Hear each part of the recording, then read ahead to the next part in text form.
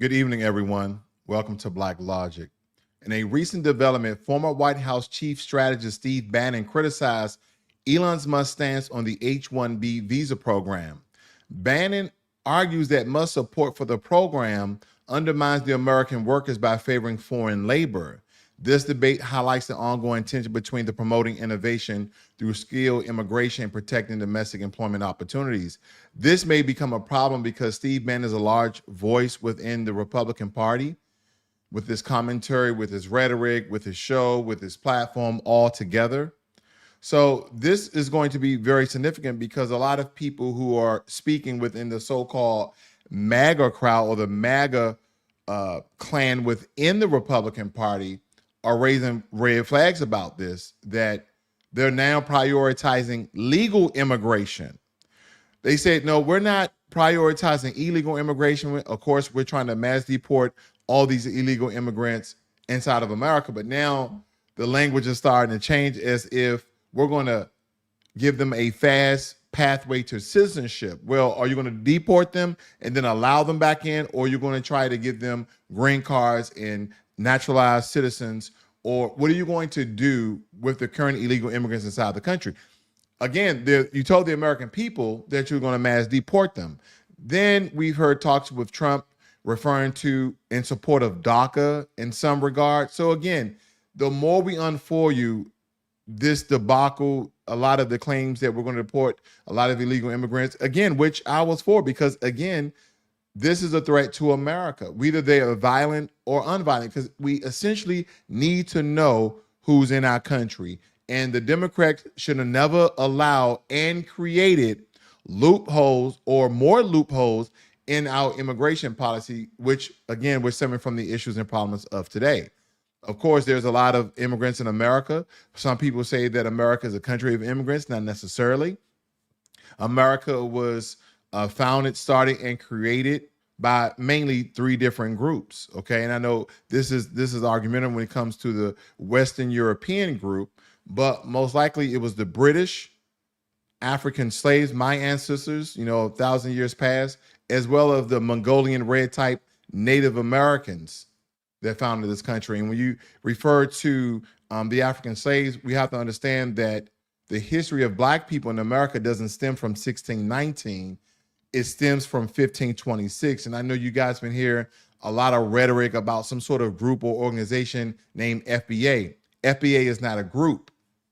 FBA is not an organization. FBA is not a company. FBA is just stating what your lineage is. When people hear the term African American, okay, that was essentially given to us by not something that we have normally accepted. That's why you hear a lot of Black Americans say that we are Black Americans, or we just simply say we're American. Again, when we do the demographics of things, people are going to put a color on it.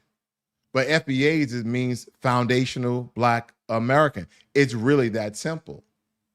So again, we're going to follow this story to see whatever turns out from those comments that Steve Bannon has made. NASA's Parker Solar Probe has successfully completed a perilous journey through the sun's corner, coming closer to the solar surface than any previous mission.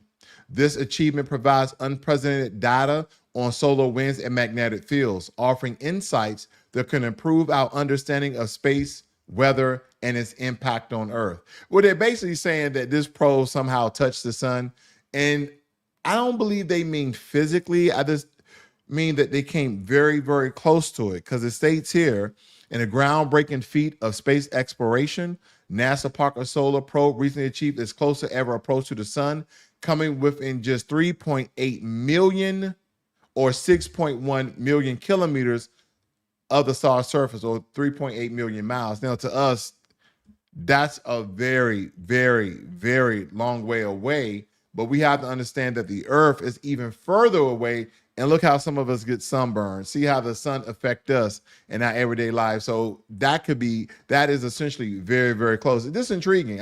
I told you guys, I'm intrigued with space altogether. Okay, the space is vast. We believe that space is infinite because we can't see an end and we can't see a beginning. So again, right now, the only evidence we have is that we can't measure it. So right now, this infinity is infinite. So again, That's something to look at as well. A recent report sheds light on systematic issues within law enforcement, revealing how certain police practices disproportionately affect women, the economically disadvantaged, and the homeless. The findings call for comprehensive reforms to address these deep-seated problems and promote equitable treatment for all citizens. And it states here that the vast majority of law enforcement officers in this country perform their very difficult jobs with respect for the communities and compliance with the law. I would like to believe that majority of police officers are good, but unfortunately you have a strong nucleus in certain pockets of America that give police a bad rap with people who they encounter with the most. Now, it goes on to state that these laws cover the actions of state, county, and local officers, including those who work in prisons and jails. In addition, several laws also apply to federal law enforcement officers. The laws protect all persons in the United States, citizens and non-citizens. But they're kind of just going over the act and they're tracking Department of Justice of all the things police are doing and harming women, the homeless, and some people who are disadvantaged disproportionately. What they're referring to is people who live in low impoverished areas. And unfortunately, the majority of those people are Black. So again, they're looking at women, Black people, as well as homeless people. But again, this is nothing new. The fact that someone's now tracking is going to mean a lot, because we're going to have verifiable, tangible proof, more so than we have already with the DOJ, by the way of the FBI as well. So we should be looking out for that. Now, elderly Americans collectively owe $121 billion in student loan debt, a burden that significantly impacts their financial stability during their retirement. Advocacy groups are urging the Biden administration to provide targeted relief for those borrowers, emphasizing the need for policies that consider the unique challenges faced by older adults. So yeah, they're basically asking Biden for those seniors, primarily over the age of 65, receiving Social Security, to cancel their debt, all $121 billion of it. And I know that a lot of people in the Republican Party, the conservative-minded people, will say, like, no, you voluntarily went to go get that degree to work in the economy, make your money, buy a house, live the life that you're living. But now you want a government handout. Now you want government assistance. Now you want government welfare to pay for the debt that you knowingly and consciously signed up for. And now they're crawling foul. Now they're crawling foul on this. And again, if you are a senior, if you're someone over the age of 55, 60, and you still have student loan debt and you know that you're not living your best life, you may be all for it. But they're definitely calling these things out. An immigrant aspiring to join the U.S. military is navigating the complex process of attaining American citizenship. His journey underscores the challenges faced by non-citizens who are eager to serve the country, highlighting broader discussions about immigration policies and military recruitment. Here's the thing. I serve with a lot of people from all different countries: Japan, Korea, Indian, Bangladesh, Nepal. I serve with them all. Here's my question. So we have 13 million illegal immigrants inside the country and possibly climbing. Would you guys look at illegal immigrants if they were to join the military, if they were to join the Coast Guard, the Army, the Air Force, the Marines? And we did all the background checks that we can do. We assured that they wasn't gang affiliated to the best of our ability, the mafia, the cartel, etc. Because again, you're not going to know until you know when it comes to some people's backgrounds. Because again, a lot of people, when you get into security clearances, you know, they check where you live. They talk to your friends and family. They want to make sure that you don't have any ties to any foreign entities, or they just do a full background check before you get your security clearance. But for regular military personnel, you know, they just kind of do a very brief background check. So again, my question to you is, if they did an extensive background check, would you guys be for illegal immigrants joining the military and plus in our ranks? And the reason why I'm asking this is because when I look at China military is so large. For every one American military personnel, they have 10. They have 10. And we're talking about what we have, advanced technology. Don't forget that China makes the shells. They make the prototypes. They make the very basic foundation. Now, they don't have the software technology that we've created, but they are creating our shells and our prototypes and whatever we're using to download that software into. So essentially, I would like to believe they have the technology to a certain degree. Just the other day, I came out with a story on a broadcast that China just released a stealth fighter that's more advanced than the F-22 as well as the F-35 fighter jets that we have. So again, if we ever get into a conflict or dispute, we're going to need more people. Our technology is only a crutch for so much. It will help us out for so much. If it ever comes down to ground troops, just know it's 10-1. And supposedly, even though we have nuclear capabilities, we have nukes, supposedly we are not going to use them in war anymore. And I wouldn't want us to, because, man, the amount of damage that nukes actually cause. And I know the question you're going to ask, what if China was about to invade ground forces, and before they did, we have the opportunity to drop a nuke to stop them right in their tracks? Then my mind will have to go to my family, my friends, and then Americans all together. Well, if that's going to save American lives, that's going to save my family, I have to be very selfish with that. I'm going to speak the truth. Then I'm going to have to swallow the bullet. I'm going to have to sell some Hail Mary and grace. I'm going to have to pray. I'm going to have to face the east and put my hands up and just ask for forgiveness, because that's what's going to have to happen. That's what my mind is. In response to bureaucratic obstacles and denials from health insurance companies, community has rallied together to crowdfund a bionic arm for a child in need. The grassroots efforts reflect growing public dissatisfaction with the current healthcare system and its impact on vulnerable populations. Of course, this is going to be a big story. After Luigi Mangione shot the CEO, one of the CEOs of United Healthcare, Brian Thompson, in the back, allegedly. So healthcare is definitely going to be on the chopping block when Donald Trump and Elon Musk, as well all the appointed cabinet, get into office. And we're going to see if they're going to keep this sort of capitalistic sort of healthcare system that in some regards the Democrats had some good ideas. Again, this is why I play neutral, because both sides sometimes have good ideas, good programs, but they never want to play nice with each other. This so-called bipartisanship they always talk about. Every now and again, you'll get a couple of Democrats to vote on some conservative bills that's good for the country. Every now and again, you get some conservatives to vote on some Democratic bills that's good for the country.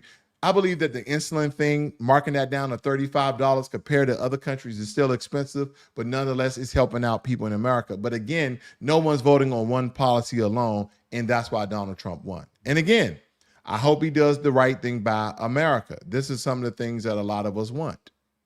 Definitely when it comes to medicine, pain medicine, prescriptions, all of those things that people need either daily or weekly to live, they should definitely be at the lowest point that they can actually fathom. Israeli defense forces are reportedly strategizing for a possible confrontation with Houthi rebels in Yemen.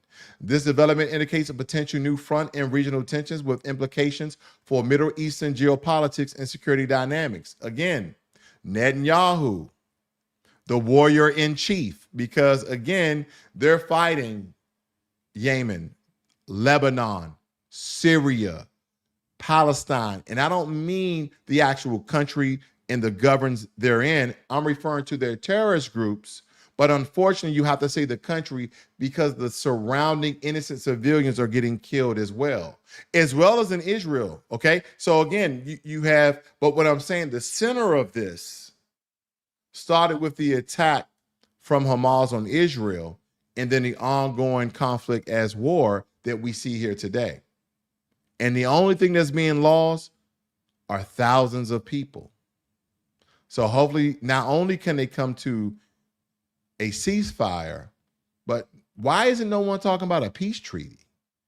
No one's speaking peace. They just like, oh, before we do peace, we got to do a ceasefire. It's been war in the Middle East for quite some time. Individuals charged in connection with the January 6th Capitol events have filed a significant lawsuit against the Department of Justice. The plaintiffs allege prosecutorial overreach and violation in their constitutional rights, raising important questions about legal processes and civil liberties. So Donald Trump didn't pardon any of these people just yet. Maybe, yeah, he didn't pardon anyone yet. Some of them have not been brought up on charges, but nonetheless, there are some of the Capitol 6 rioters and or protesters. They're incarcerated as we speak. So the people who are yet to be incarcerated are trying to file a lawsuit against the DOJ because they believe that Donald Trump is going to pardon them, because he has hinted that, just as well as Elon Musk. Have you noticed the rhetoric that comes out?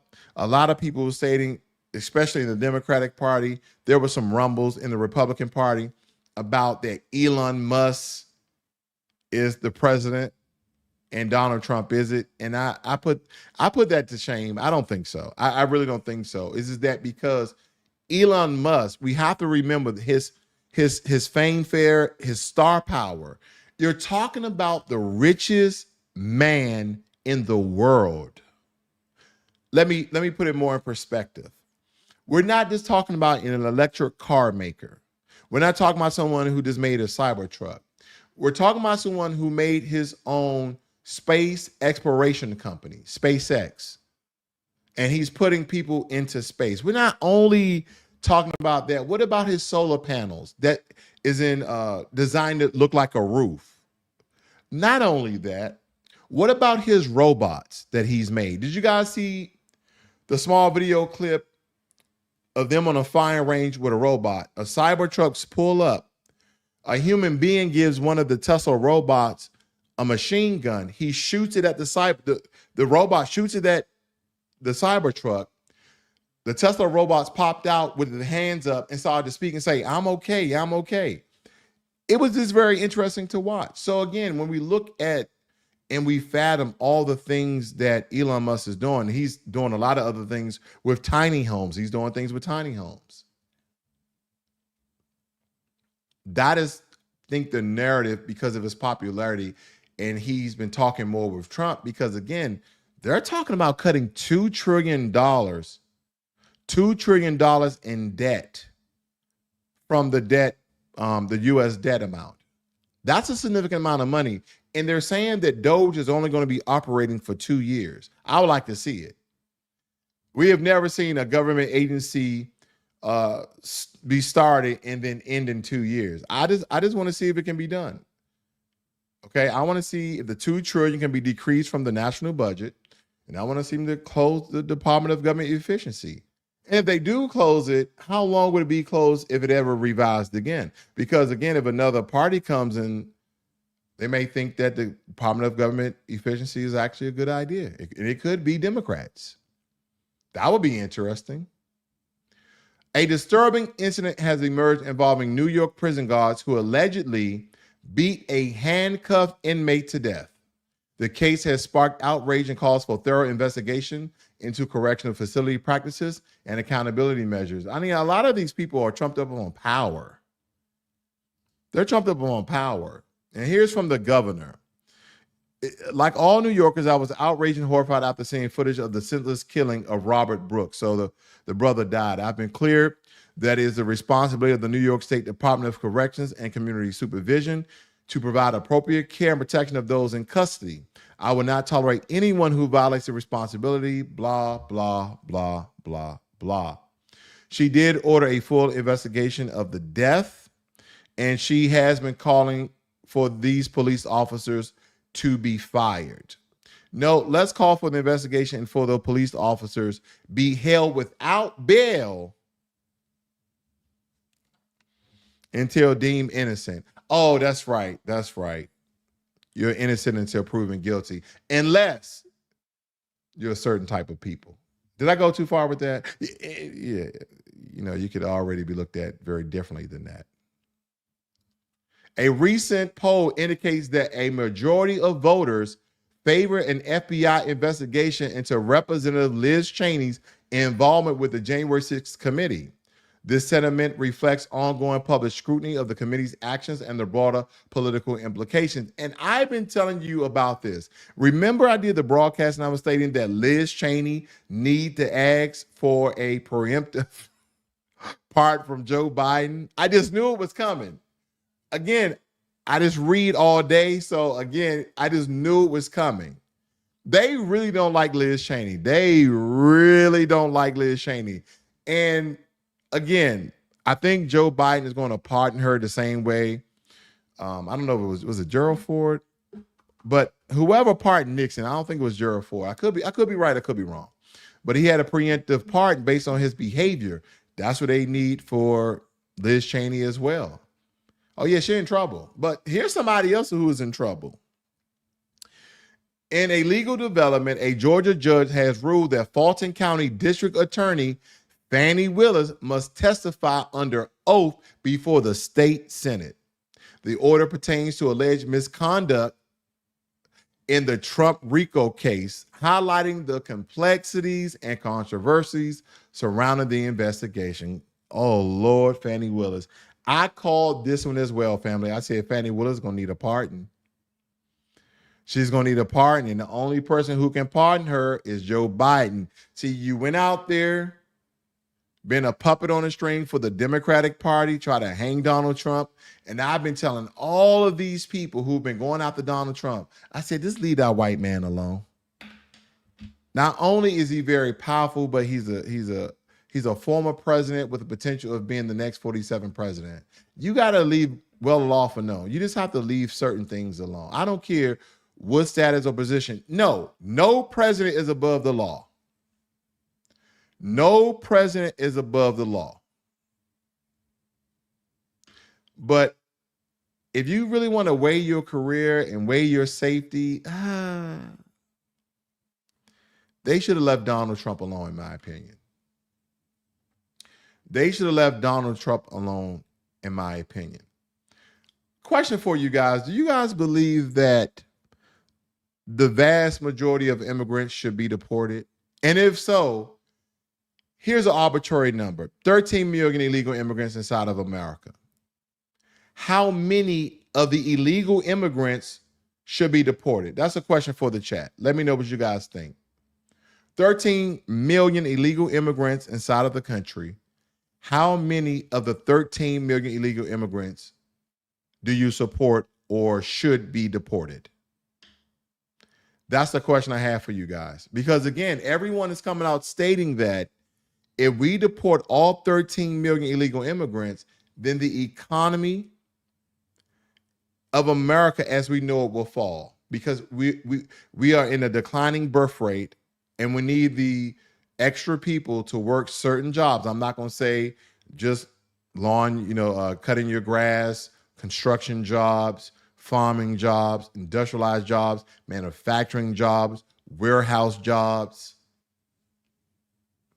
Because here's the thing, majority of Americans, we work in the office. We work from home. We work sitting down majority of the time. Yeah, your job may have you to travel here and there, but majority of our jobs, as far as Americans, they're office jobs. They're real estate jobs. They're contracting jobs, but you're not doing the construction. You see what I'm saying? We mostly deal in business. So who's going to be the demographic that's going to take up a lot of the blue collar jobs, other than the low impoverished whites, other than the low impoverished blacks, other than the low impoverished Hispanics and Asians? Who's going to be those people?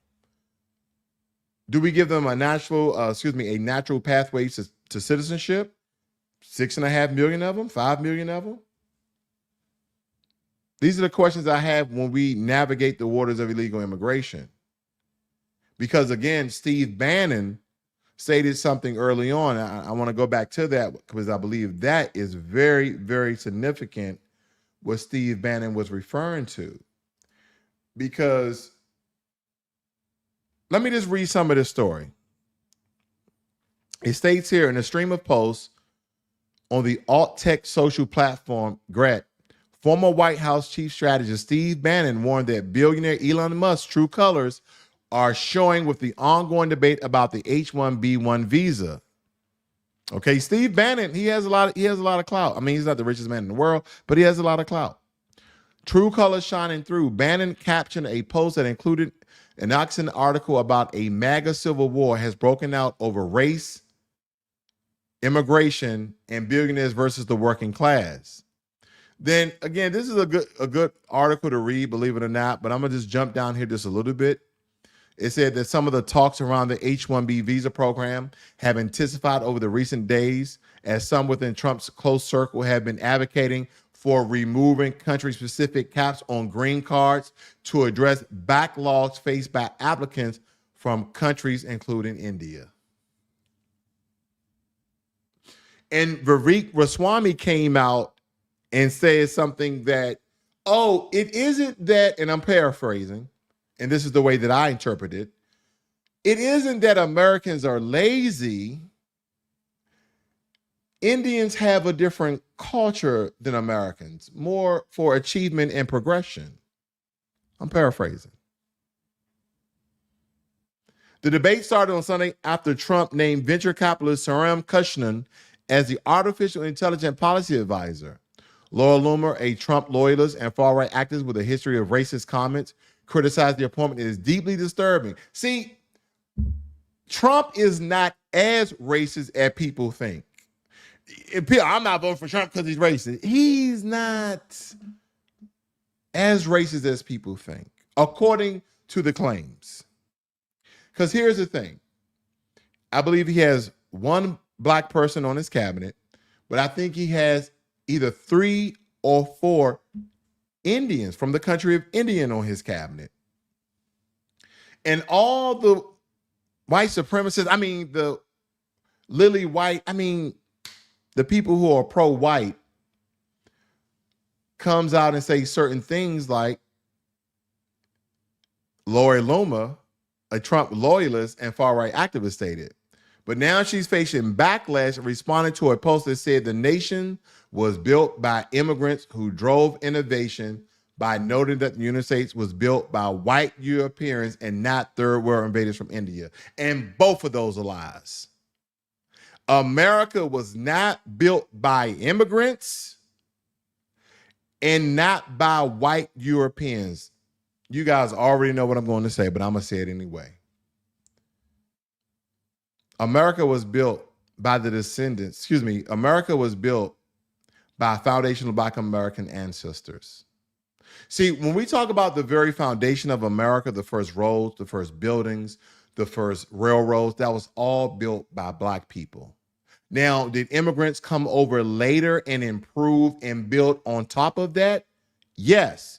But we're talking about the first roads being dug, being paved, being laid. We're talking about the first railroad tracks being dug, being laid, being connected. The first tunnels through the mountains that the trains are going through.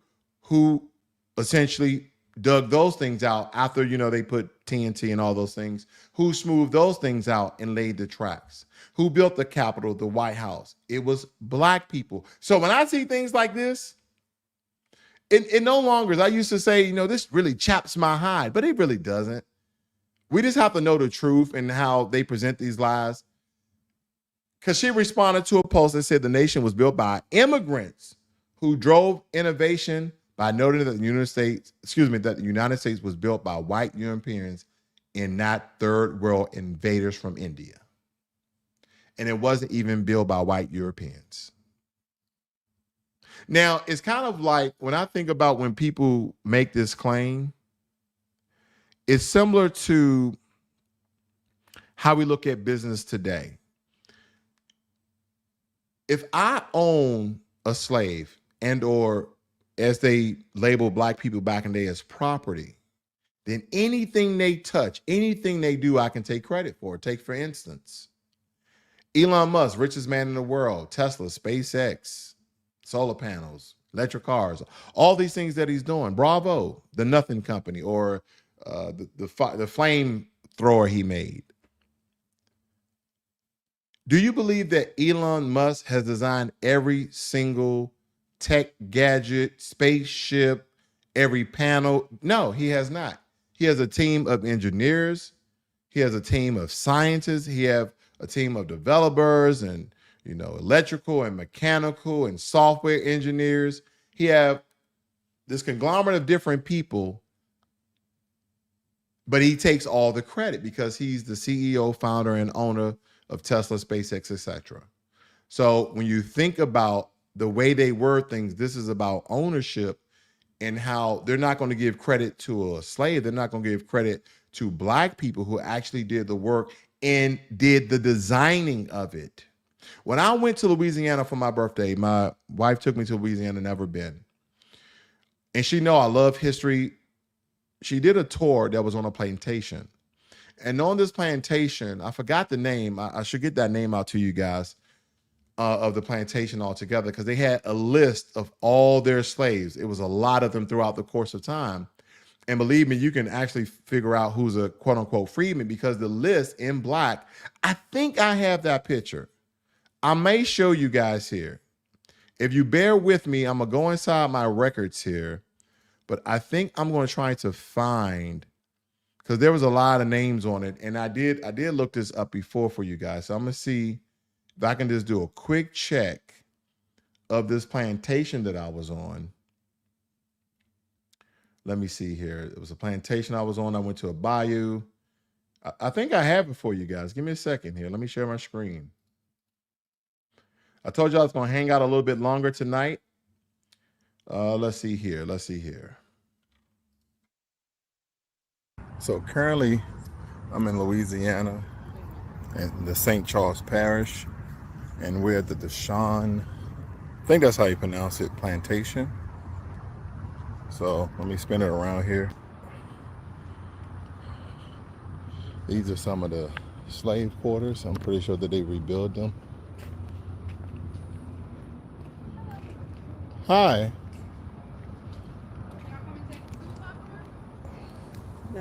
I'm pretty sure a lot of people died on these grounds. This is one of the major plantations where the 1811 slave revolt happened, and of course the slave revolt was unsuccessful. During that slave revolt, supposedly a lot of people have died. I don't have an actual number. The tour that we're on, the first hour, we get to freelance and look at a lot of the exterior buildings, some of the slave quarters as well, because the tour only covers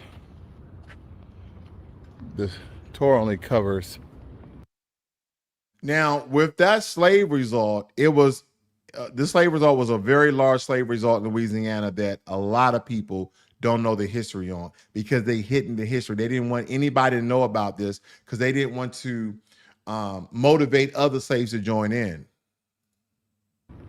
The house itself, I wonder if we can go inside.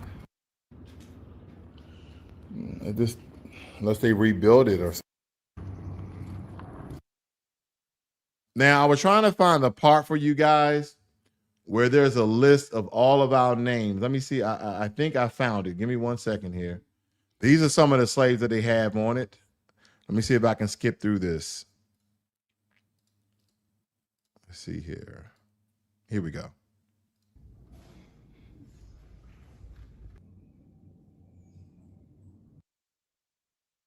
All right, this is the room where there was a list of a lot of freedmen on the wall on this plantation.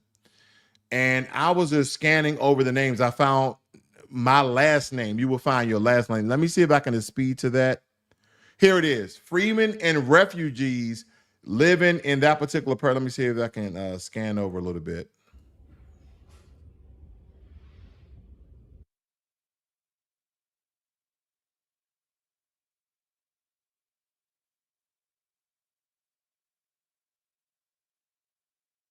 A lot of these names are from their slave masters.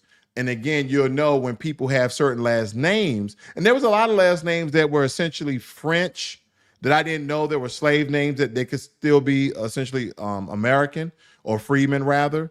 And again, this was a lot of people they had on here. And what do you see in red? What you see in red here, let me see if I can blow this up. What you see in red here is how old they were when they died. Look at Peter at 103, but also look at Jeffrey Bates at 5, Ella Bates at 1. These are our ancestors, okay? Let me see if I can find, look at the last name, Bowden, Bickwell. I didn't know a lot, Bentley. I didn't know a lot of these names were American freedmen names.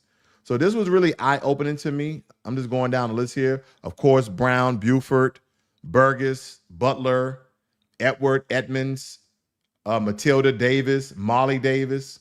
A lot of these old school names, Dabner. Again, I'm just running through these very quickly. Nancy Fever, okay, Fion, that's the name. Fellison, Fallong. A lot of these names you don't hear today. So that would have me believe that not only did the slave masters' family line die off, so did their slaves, okay? Now, a lot of these names I'm just not familiar with. Hampton, Harold, let's see what else. Harrison. I'm trying to get to my last. Let's see. Kevin's. Look at his name right here. Artemis Chemivals King, which is a large part of my family. I have a lot of kings in my family. Last name King. Kemp. So, you know, Sean Kemp was definitely a freedman. Amanda Kemp, Elsa Kelsey, Martin, McKeenan, McVeigh, Metley. Again, I'm just going through these very quickly, okay? And now here's, look, Richard, Riley, Roach, Rollins, Ross, Rowe, Reynolds. I know it's kind of blurred on your side. Sam, Salton. So again, you look at all these names, family, and these are our ancestors. These are freedmen's. Of course, there's they had a lot of stuff, and these are actual slaves that were the freedmen and refugees that was living at the Rose Home Colony. And this was only between 1865 and 1866. Look how many slaves were there. And look how many of them died. Cambridge Smith died at 100. Peter Shelby died at 90. Sarah Swan died at 1. The list goes on and on. Like it was crazy. These was a lot of names. Of course, there was a ton of Williamses. But yeah, this was my time at the St. Forgot the actual plantation name, but the St. Paris Parish in New Orleans. So again, yeah, that was my time there. So I look at this in a very analytical, minute manner to a point where we built the foundation of America, but no one ever gives us credit. You'll even have immigrants. You have Irish. You will have who else? You usually have the Irish, not Chinese, but I'll say Asian. I was thinking about the Chinese Exclusion Act because a lot of China men, a lot of China women came over and they did start to build the railroad. But again, what's significant about this is that they started to build the railroad almost 90-something years after Black Americans already built the Eastern Seaboard Railroad. So again, we don't get the credit that deserved. But my question to you is, 13 million illegal immigrants may hurt the economy of America when it comes to food deserts, farms, manufacturing, construction. Should we give half of them a pathway to citizenship? Should we deport them all? Should we have them go outside the wall and stand in line so they can get back inside the wall so we can record them all? Just asking questions. But nonetheless, I thank you for joining me this evening. You guys have a great and wonderful Friday. I'll see you guys on the next one. This is Blacklogic.